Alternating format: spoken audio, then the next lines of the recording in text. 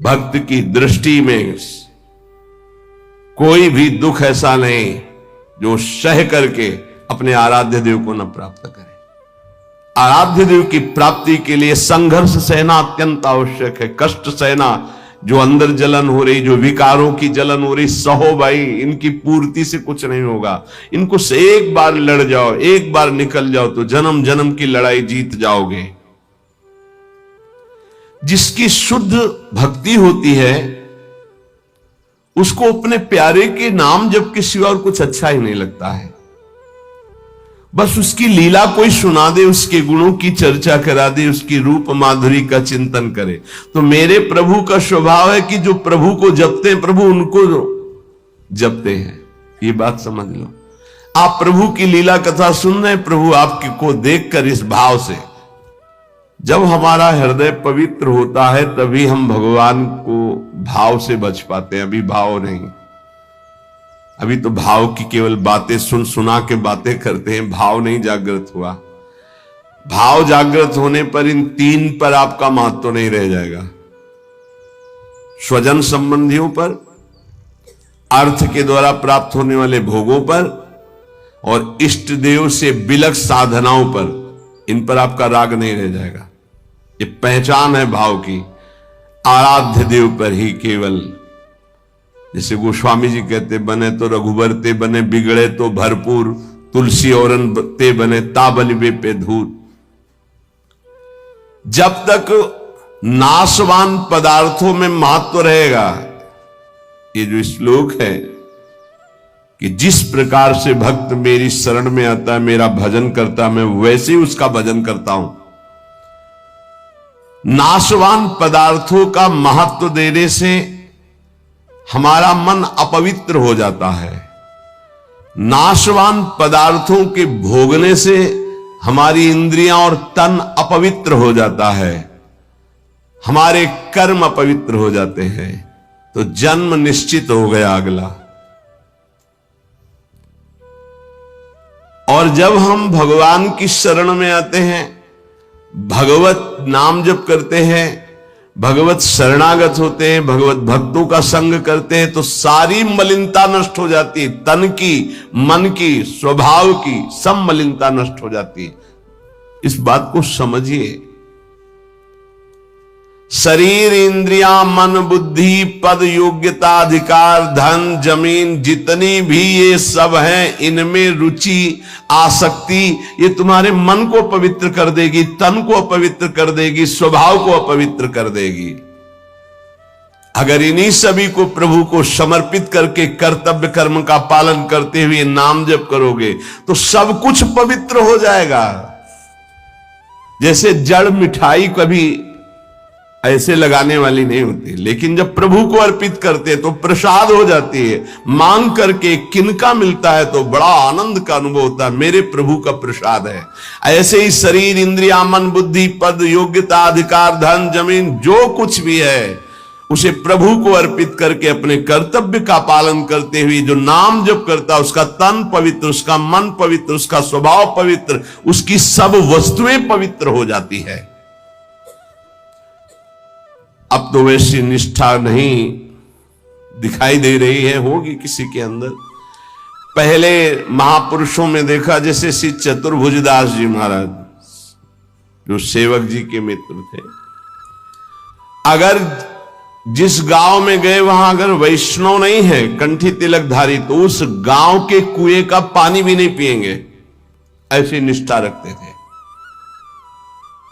यहां एक भी वैष्णव नगर में नहीं थे। नगर क्या है, ये भूतों का डेरा है। फिर जहां भगवान का भक्त नहीं, भगवान का भजन नहीं, नाम कीर्तन नहीं, उस नगर का पानी नहीं पीते थे। ये उनके चरित्र में आया है। बहुत पवित्रता का निर्वाह महापुरुष जन भजन के लिए करते थे।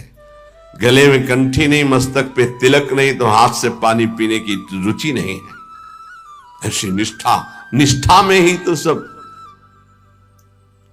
इसी निष्ठा का प्रभाव दैवी शक्ति को भी परास्त कर दिया।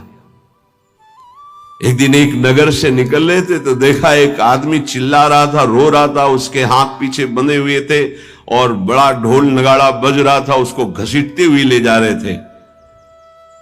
चतुर्भुज दास जी मंडली के सहित मुरली मनोहर अपने ठाकुर को लेकर मुरलीधर को वो विचरण करते थे। तो उन्होंने लोगों से पूछा, ये आदमी इतना त्राहिमाम बोल रहा है, इसका कोई साथ क्यों नहीं दे रहा है, इसको क्या? तो बोले ये देवी के बलि चढ़ाने के लिए ले जाया। देवी की बलि? कहां है मंदिर? गांव के बाहर है। वाह, पहले उसको रुकवा दिया, इतना भजन का तेज था, रुकवा दिया और दरवाजे पे गए और कहा कि तुम मां हो? कैसी मां हो जो तुम अपने बच्चों की हत्या करवाकर मुस्कुराना सीखती हो? तुम मां हो, इसका मतलब है तुम्हारे अंदर ममत्व नष्ट हो चुका है। चाहे कोई भी सृष्टि का जीव हो, वो तुम्हारा बेटा होता है। कुपुत्रो जायते क्वचित कुमाता न भवति। ये कैसा न्याय आपका कि आपके सामने आपके बेटे को बंदी बनाकर बलि दिया जा रहा हो, आप प्रसन्न मुद्रा में हो। वहां के पुजारी ने कहा, आप अंदर नहीं घुस सकते। बोले ये अंदर नहीं रह सकते। अब ठाकुर जी को साथ लेके तो देवी जी बाहर निकल आए, ठाकुर जी को सिंहासन पे विराजमान किया। उनके भागवतिक वैष्णव तेज भजन के प्रताप से लिखा हुआ है भक्तमाल जी में भी, जहां भी उनका चरित्र चतुर्भुज दास जी का, ऐसे हरिव्यास देवाचार्य जी। तो देवी जी ने कहा, क्या आदेश है हमारे लिए? देवी जी ने कहा, तो उनका पहले यहां के राजा को बोलो कि आज के बाद अगर यहां बलि चढ़ी तो सर्वनाश तुम ही करोगी। बोलो जाके यही। राजा को जाकर के देवी जी ने भय दिखाया और कहा, अगर आज के बाद किसी भी जीव की हमारे ऊपर बलि चढ़ाई गई तो अब हम वैष्णवी हो गई है, आज के बाद को नहीं। हां, अगर बलि चढ़ानी तो नारियल नींबू आदि, ये नहीं, जीवों की बलि नहीं। कंठी बांधी देवी जी के और श्री जी के चरणारविंद की आसक्ति का मंत्र दिया देवी जी को चतुर्भुज दास जी ने। ठाकुर मुरलीधर को वहां विराजमान करके नाम कीर्तन बंद करा दी, प्रथा मुक्त करवा दिया। जो बलि की लीला है, नाम बल, भजन बल। यदि आप प्रभु का आश्रय नहीं लिए, नाम जप नहीं कर रहे, तो यही शरीर, इंद्रियां, मन, बुद्धि, पद, योग्यता, अधिकार, धन, जमीन, ये तुम्हारे तन को मलिन, मन को मलिन, स्वभाव को मलिन और अगला जन्म निश्चित। जैसे कोई कहता है हम तो पिछले जन्म को मानते नहीं, अगले जन्म को मानते ही नहीं, तो तुम्हारे मानने न मानने से सृष्टि चल रही क्या? कि तुम मानोगे तो सृष्टि चलेगी, नहीं तो बंद हो जाए। हम मानते नहीं सूर्योदय होता है तो सूर्योदय बंद हो जाएगा क्या तुम्हारे मानने ना मानने से? क्या ईश्वर का संविधान और शासन आंख मूंदने से टल जाएगा क्या? तुम्हारे ऐसा कहने से टल जाएगा क्या? अगर नहीं मानते हो तो है कोई परम शक्तिशाली जो बर्बस जीव को उसके कर्म को भुगवा रहा है कोई कर्म का प्रबल फल देने वाला महान ईश्वर जो सुख और दुख के चक्र में पूरी सृष्टि को फंसाए हुए है। उसी से मुक्त होने के लिए वही है एकमात्र जिसका आश्रय ले लो।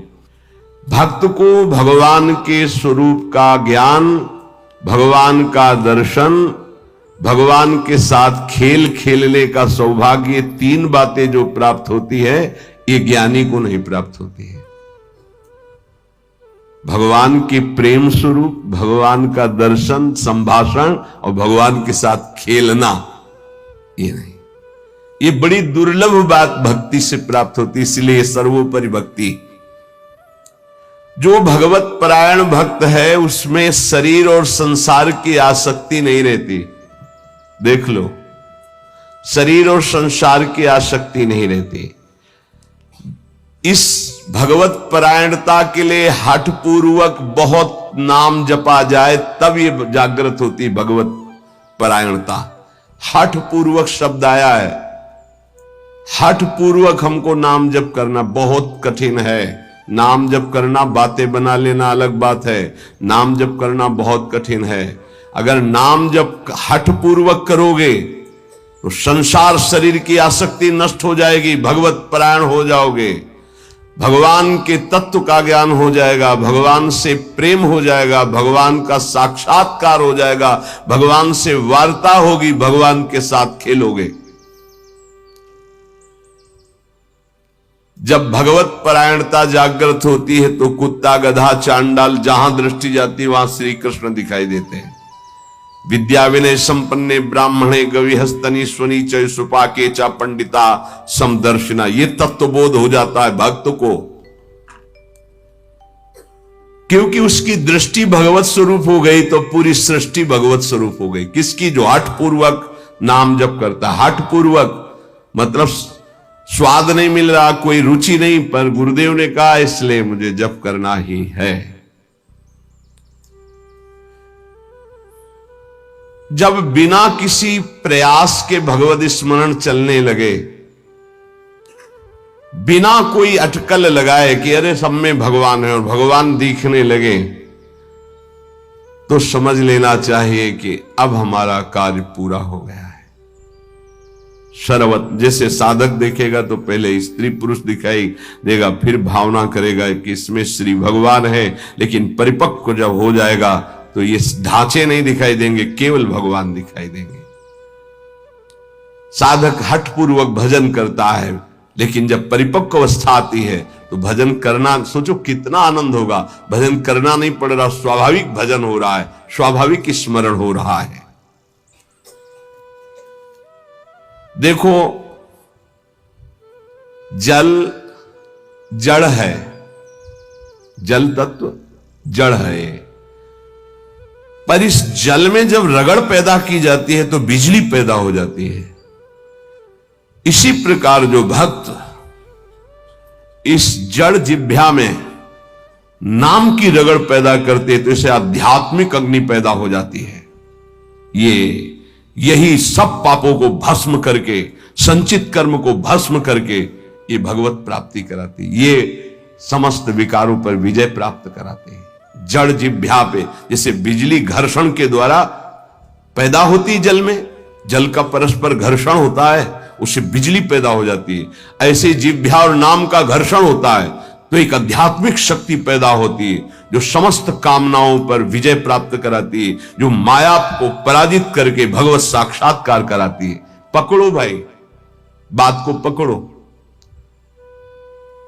हमारा मन जो चाहता है वो करवा लेता, हमें सामर्थ्य नहीं, वो सामर्थ्य नहीं। देखो ना बिजली कहां पैदा हुई हो, कहां तक प्रकाश कर रही है। ये बिजली पैदा होने का स्थान थोड़ी है, बिजली तो कहीं और पैदा हुई, लेकिन एक संबंध के कारण वो यहां भी प्रकाशित हो रही। क्रम से संबंध है तो यहां प्रकाशित हो रही। ऐसे ही रोम रोम रग रग में अध्यात्म शक्ति का प्रकाश, तो जगत में जो भी उसके सानिध्य में आएगा वो अध्यात्म शक्ति संपन्न हो जाएगा। ये बिजली पैदा करो, बिजली तुम्हारे अंदर वो सामर्थ्य है कि तुम ये आध्यात्मिक शक्ति प्रकाशित कर सकते हो। क्या करो? बोले इस जड़ जिह्वा में नाम को रगड़ो, इसी से बिजली पैदा हो जाएगी। बहुत संघर्ष करता है तब भाव का प्रादुर्भाव हो जाता है। ये यथा माम प्रपद्यन्ते तास तथैव भजाम्य हम मम वर्तमान वर्तन्ते मनुष्या पार्थ सर्वशा। भक्त भगवान की जिस भाव से, जिस संबंध से उपासना करता है, भगवान वैसा ही दर्शन देते हैं। देख लो, जब जहां जैसा भक्तों ने भाव किया, भगवान वैसी ही लीला की। ऐश्वर्य भाव रखोगे तो ऐश्वर्य दिखाई देंगे, माधुर्य भाव रखोगे तो माधुर्य दिखाई देंगे। भगवान उसी प्रकार से भक्त के अनुभव में आते हैं जो जैसा भगवान के प्रति भाव रखता है। कोई भक्त भगवान को अपना गुरु मानता है तो भगवान श्रेष्ठ गुरु रूप में आ जाते हैं। अगर कोई भगवान को शिष्य मानता है, ऐसे संत महात्मा जन जो भगवान को शिष्य मानते हैं, तो भगवान एक श्रेष्ठ शिष्य बन जाते हैं। देखो, संदीपनी जी के शिष्य बने, विश्वामित्र जी के चरण चापे, वशिष्ठ जी के समीप बैठकर शिष्यत्व स्वीकार कर योग वासिष्ठ का प्रवचन सुना। यदि भगवान को माता माना जाए तो भगवान माता रूप में अनुभव देते हैं। भगवान को पिता माना जाए तो भगवान पिता रूप में अनुभव देते हैं। भगवान को पुत्र माना जाए तो भगवान पुत्र रूप में अनुभव। देखो, एक दिन देवर्षि नारद जी दर्शन करने गए नंद महल में, तो देखा मोटी डेहरी बाबा की डेहरी, तो उसको लालजू महाराज लांघना चाहते थे, दरवाजे के बाहर खेलने जाना चाहते थे। अभी खड़े होना ठीक से आया नहीं था, घुटनों के बल चल रहे थे। तो ऐसे चलते हुए घुटनों के बल ऊपर ऐसे देहली के हुए, चरण ऊपर उठ गए, हाथ ऐसे हो गए, अब देहली के बीच में टंगे हुए और रो रहे हैं। नारद जी ने देखा, साष्टांग दंडवत किया, बोले प्रभु देहली पार कर दे क्या? तो बोले जानते नहीं हो क्या हमारे लिए देहली? उन्हें बोले जानते हैं प्रभु, वामन अवतार में एक चरण बढ़ाया था तो ब्रह्मलोक तक गया था। तो बोले तुम जानते हो ना ये तुम्हारे लिए लीला नहीं है, मुझे पुत्र भाव से उन लोगों ने भजा है तो उनकी सुख के लिए मैं लीला करूं। चलो बीड़ा लो और दूर खड़े होकर के दर्शन करो। रोने मैया मैया मैया भागती हुई आई, अरे मेरे लाला, उठाया गोद में और दासियों को डांट रही, तुम लोग ध्यान नहीं देते, देखो लाला मेरा कस। मैया की गोद में। अगर कोई मुझे पुत्र मानता, देखो जगत को एक क्षण में रचने वाले पिता, उनको पुत्र माना तो घुटनों के बल भक्त के आंगन में चल रहे। जगत का भरण पोषण करने वाले प्रभु का भरण पोषण यशोदा मैया के वक्षा स्थल के दुग्ध से होता है। कैसा भाव का खेल है। ये बड़ा सुंदर स्वरूप है। जब यशोदा मैया छड़ी लेकर, बहुत उपद्रवी हो गया है। लालजू महाराज ने देखा आज तो पिटे में, मैया आवेश में है, ऐसे दोनों हाथ से ऐसे, तो पूरा काजल गाल में, कितनी सुंदर शोभा, विशाल नेत्र है ना, एक बूंद आंसू नहीं, और रोते जा रहे, मैया की तरफ भयचकित देख रहे हैं, दया आ जाए छड़ी ना। कौन है? भ्रकुट टीढ़ी कर दे तो भय को भी भयभीत कर देने वाले प्रभु। ये देखो भाव देश का स्वरूप देखो। अरे छठी के दिन इतनी विशाल पूतना को भी, तो इनके लिए कोई भय है क्या? लेकिन भाव का देखो खेल। मैया ने पुत्र माना तो प्रभु वैसे ही लीला दर्शा रहे। अरे और तो और बात जाने दो, यदि भगवान को नौकर मान लो तो वो नौकर भी बन जाते हैं। वो कह रहे हैं कि नौकर बनू हजाम। कैसे अद्भुत। त्रिलोचन जी के यहां, एकनाथ जी के यहां श्रीखंडिया के रूप में, माधवदास बाबा के यहां स्वयं जगन्नाथ जी सेवक ही बने हुए तो लगे ही। ये ऐसे भगवान से यदि अपनापन करके कोई भाव कर लो, वो आपको अनुभव कराएंगे। सच्ची कहते तुम पहचान नहीं पा रहे, रोज तुमसे मिलता है वो, हर क्षण तुमको देखता है क्योंकि तुम भक्त हो उनके, लेकिन तुम्हारे अंदर वो दृष्टि नहीं है इसलिए नहीं देख पाते। रोज मिलता है छलिया, वो रोज मिलता है वेश बदल कर। इसीलिए हर समय सावधान रहो, पता नहीं किस रूप में मेरा प्रीतम आकर के कहीं चूक ना हो जाए। त्रिलोचन जी के हृदय में था कोई ऐसा साधु सेवी मिले, क्योंकि मुझे इतना समय नहीं मिलता कि मैं संतों के पास बैठूं, उनके मन की बात पूछूं, फिर वैसा उनकी सेवा करूं। व्यवस्था सब हो जाएगी, कोई ऐसा नौकर में। भक्त के अंदर की कोई भी इच्छा भगवान अधूरी नहीं छोड़ते। मुझे कोई नौकर रख ले, 14 वर्ष की अवस्था, नौ किशोर अवस्था, मलिन वस्त्र धारण किए हुए, फटे पुराने, ऐसे जैसे नौकर धारण करते हैं, सामने से निकले। और जगह बोलते जाके नहीं, केवल त्रिलोचन जी के दरवाजे में बोल सकते हैं ये कि मुझे नौकर रख ले। और किसी की हिम्मत ही नहीं, ब्रह्मा की भी हिम्मत नहीं, ब्रह्मा की भी हिम्मत नहीं कि इनकी तरफ ऐसे भाव से दे। ये भक्तों का खेल है। त्रिलोचन जी आओ आओ, हमें तो जरूरत है एक नौकर की, बस संत सेवा करवाने के लिए।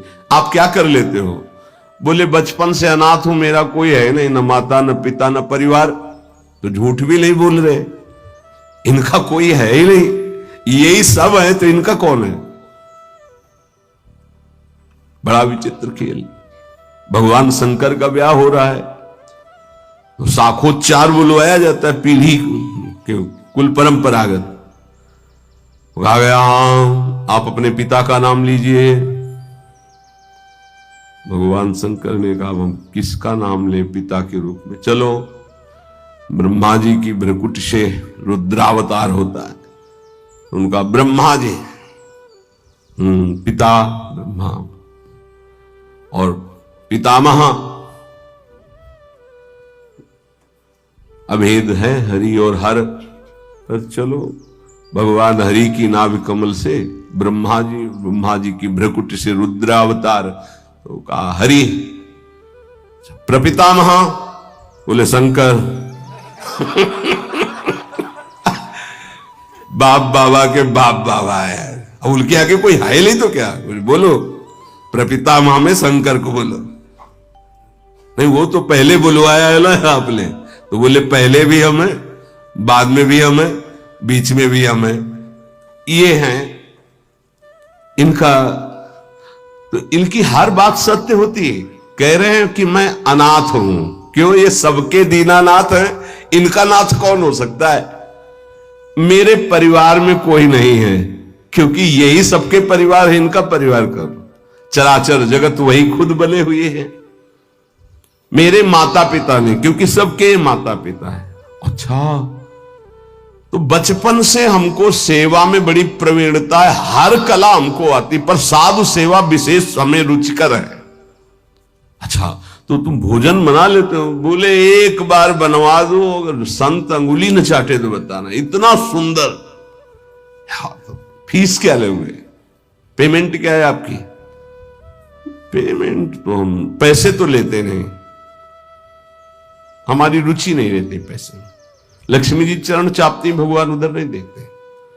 नहीं तो आप कुछ तो होगी। बोले हाँ, थोड़ा भोजन ज्यादा पाते हैं हम।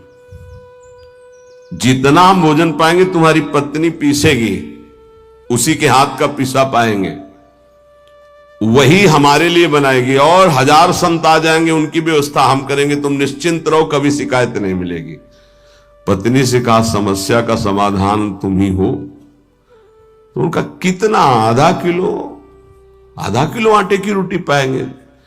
तो उनका इस भूल में मत रहना, अगर हम भरपेट पाएंगे तो 3-4 किलो तक पहुंच सकता है, हमें पीसना पड़ेगा। बोले शर्त है, अगर इतना कर सकती हो तो। और कभी किसी से कहोगी नहीं, अगर कह दिया तो फिर मैं नौकरी में नहीं रहूंगा। त्रिलोचन जी ने पत्नी से कहा बहुत सेवा की भावना हमारे अंदर थी, ये पुष्ट हो जाएगी इससे, तुम इतना स्वीकार कर लो। ठीक है, दोनों टाइम का भोजन हम बना के पीस के तुम्हें पवाएंगी, और तुम संत सेवा। भगवान जैसे किसी के मन में चल रहा है कि आज बढ़िया कढ़ी बनती है ऐसी ऐसी, तो भगवान वैसे ही बना के सबकी सेवा में रत। अब तो वहां संत समाज आती, खूब नाम कीर्तन, खूब कथा।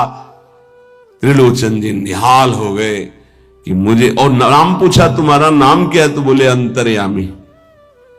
अंतर्यामी, जब से अंतर्यामी ये सेवक पधारा, तब से जो संत सेवा हुई, मन नाच पड़ा। भगवान को बार बार धन्यवाद देते, प्रभु ऐसा सेवक भेज दिया। और ये नहीं समझ पा रहे थे कि जिनको धन्यवाद दे रहे वही है। अब सुबह का पीसना 10 बजे तक पीस कर बना के खवाया, बर्तन मांजा, शाम के फिर पीसने का नंबर, क्योंकि उतना ही पाना है। वर्ष भर हो गया, कहीं जाने को नहीं मिला। एक दिन आया कि दोपहर थोड़ा समय में तो निकले, बगल में पड़ोसन मित्र थी उसके, वो गए। तो उन्होंने कहा कि बहन बहुत दुबली हो रही हो, कुछ बात तो है ही है, विचित्र चरित्र है। वो यही कहेंगे, कहना नहीं किसी से, पूरी बात ऐसे फैल जाएगी, क्योंकि महाराज ये स्वभाव रखा गया है।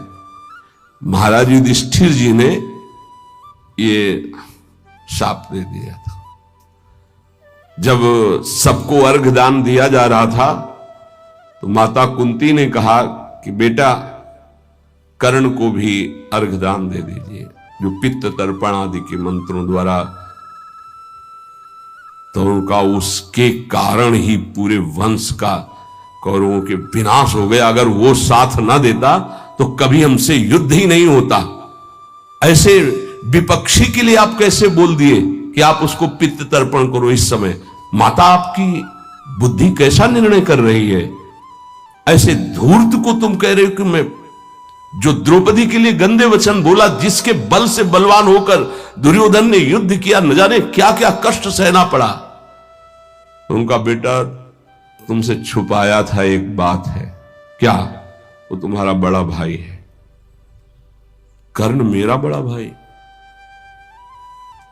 तब उन्होंने कहा, मां अगर तुम इतना कह देती तो मैं पैर छूकर जे ही उसके सामने झुकता तो पूरा बच जाता, राज समाज नहीं मारा जाता, क्योंकि उसी के बल से दुर्योधन बलवान होकर लड़ रहा था। हमें कोई वैर होता ही नहीं। जब कर्ण को हम अपना राज्य दे देते तो दुर्योधन का मित्र ही था, कोई झगड़ा ही नहीं होता। मां ये बात पहले क्यों नहीं बताई? आज से मैं शाप देता हूं, कोई भी विशेष गुप्त बात माताओं के हृदय में न टिके।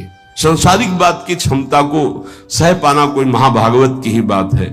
तो उन्होंने कहा कि कहना नहीं। अरे बोले दीदी तुम विश्वास मानो, कभी कहा है हमने? बोले एक नौकर आया है, बस कहना नहीं। बोले नहीं किसी से नहीं। एक नौकर आया है, वो बहुत सेवा करता है पर खाता बहुत है, और उसको बना बना के हम ही को खवाना होता है, इसलिए हम दुबली भी हो गए, तुमसे मिलने भी नहीं आ पाए। लेकिन कहना नहीं, वो चला जाएगा। जब लौट के आई तो हाँ नहीं थे, अंतर्यामी भगवान नहीं।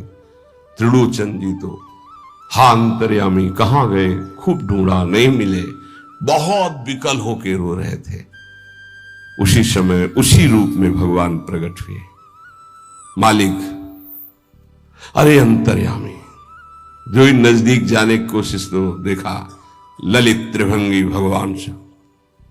प्रभु आप? बोले मैं ही तो था, तुम क्या समझते तुम्हारा कोई और नौकर था? मैं ही नौकर था। मैं तुम्हारी इच्छा की पूर्ति के लिए स्वयं नौकर बना हुआ। अगर आपका भाव बन जाए भगवान के प्रति तो भगवान नौकर बन जाए। देख लो, जहां अर्जुन जी की पादुकाएं हैं वहां भगवान बैठे हैं, और जहां भगवान की पादुकाएं रखने की चौकी होती वहां भगवान शंकर सनकादि नमन करते हैं।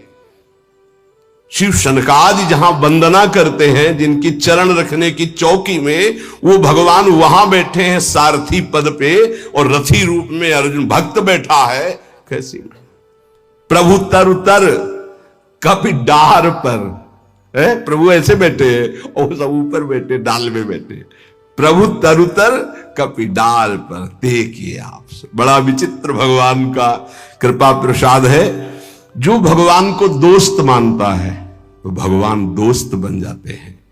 जो भगवान के लिए जितना व्याकुल होता है भगवान उसके लिए उतना व्याकुल होते हैं।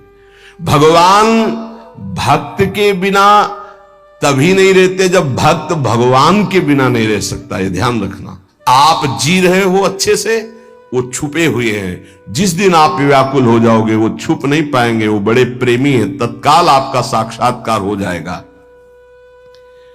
भगवान श्री कृष्ण चंद्रजू कहते हैं, मुझे जो जिस भाव से भजता है। देखो अभी क्या भाव से भज रहे हो? अब भी भज रहे हो विषय भाव से, भोग भाव से।